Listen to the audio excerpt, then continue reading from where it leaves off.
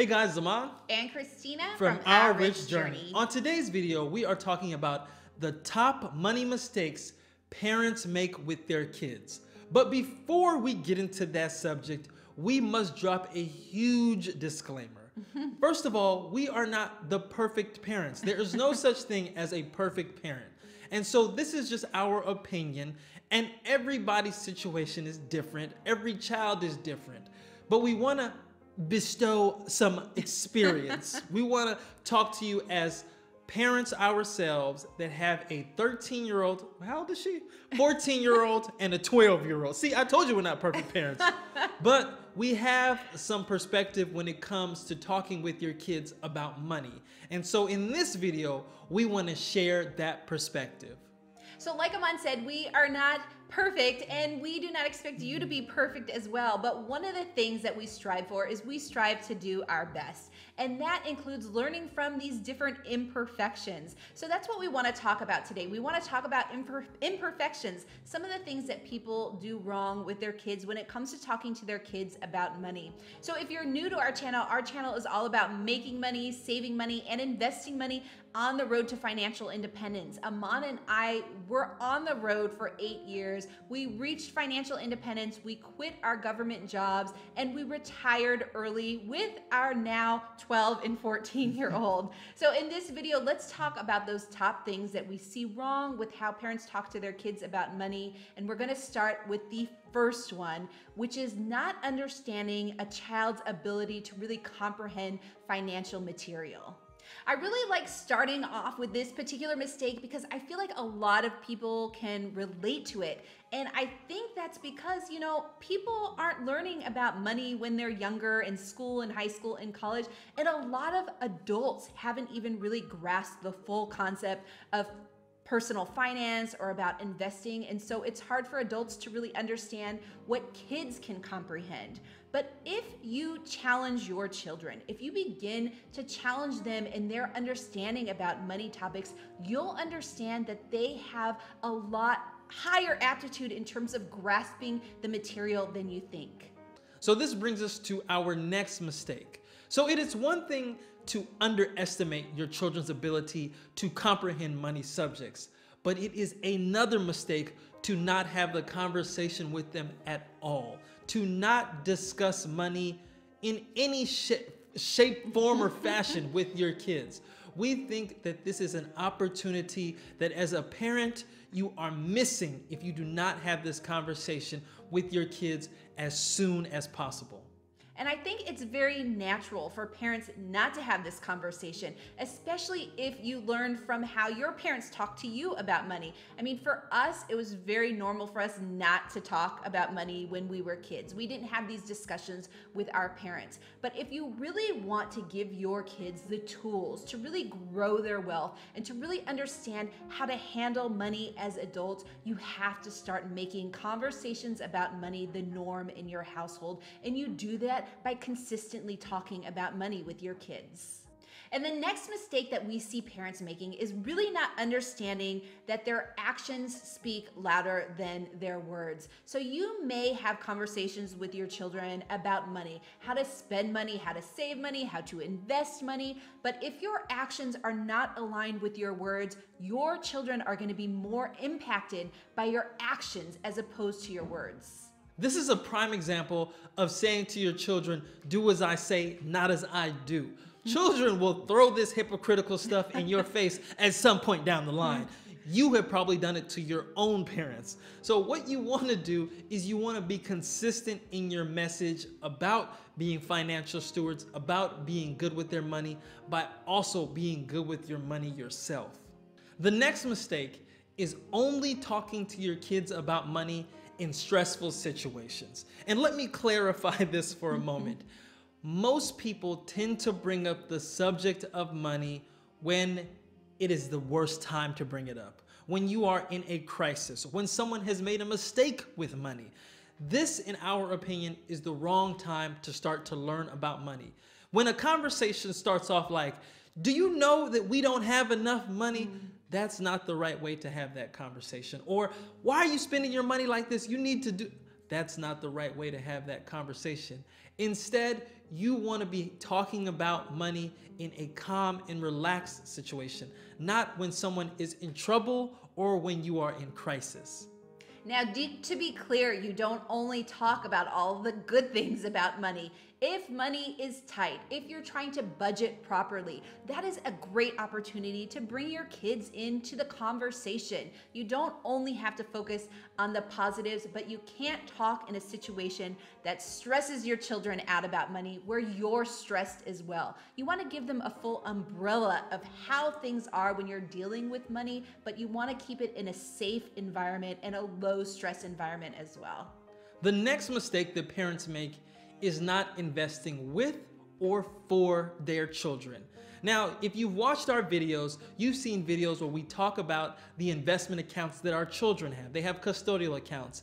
And when we open those accounts, they opened those accounts along with us. They were sitting right next to us. And when we picked their investments, they picked those investments with us. So this is another opportunity that parents should take full advantage of, investing with their children and investing for their children. And a lot of times people take that step. They open a custodial account or they start that 529 for their college expenses. But what they fail to do is really bring their children along on that investment journey. They just open the account and throw money into the account, which is great. But if you take that extra step where you're involving the kids in the process, you're showing them what their account looks like, you're showing them what they're investing in, that is one step further to really teach your kids about financial literacy. The next mistake that parents make is giving your kids too much allowance. And I kind of laugh at this because we give our kids we gave our kids allowance. That's another subject. We don't give them allowance anymore. But when we gave them an allowance, it was just enough money for them to get by. And the reason why I smile when I say this is because that is how real life is. Most people only get paid enough money initially to get by. They have to go out and make more money so that they can go after some of the bigger tickets or pursue their dreams. And so with our children, we gave them an allowance that was just enough to get by. And if they wanted anything that exceeded their allowance, they would have to make moves in order to bring in that money to obtain those things or pursue those dreams. And so use the allowance as a tool to encourage your children to want to strive to obtain more wealth.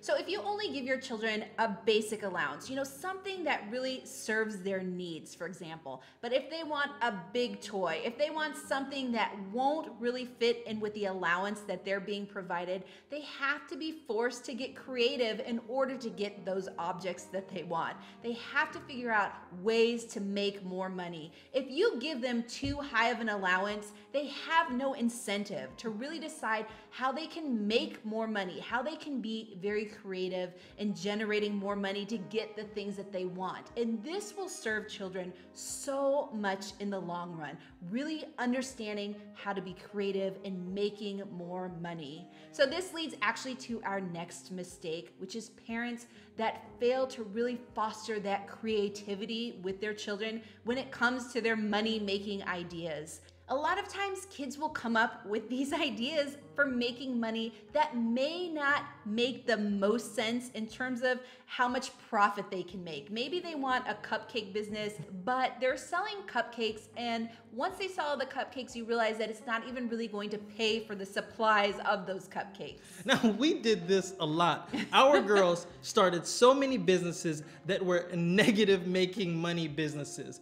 But there was a valuable lesson that we were paying for by investing in these businesses, by encouraging our kids to just come up with the business, regardless of costs. But the idea of everything that was involved in making the business, it made them better entrepreneurs. And earlier I said that we don't give our kids an allowance anymore. That's because our children have taken all of the skills that they learned early on by all of their failed businesses, and they're at a point now where they can create a business and make money on their own.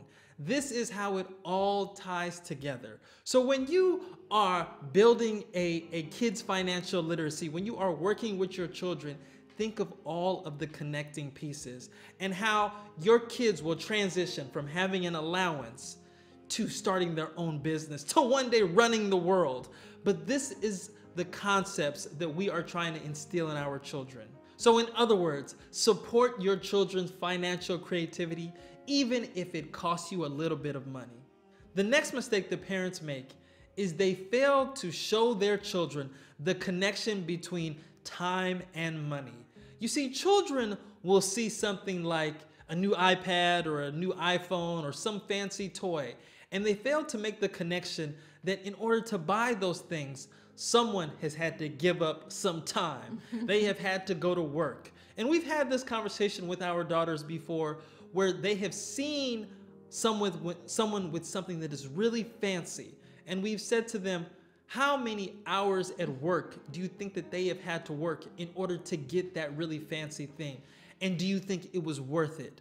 Would you trade your time for that item?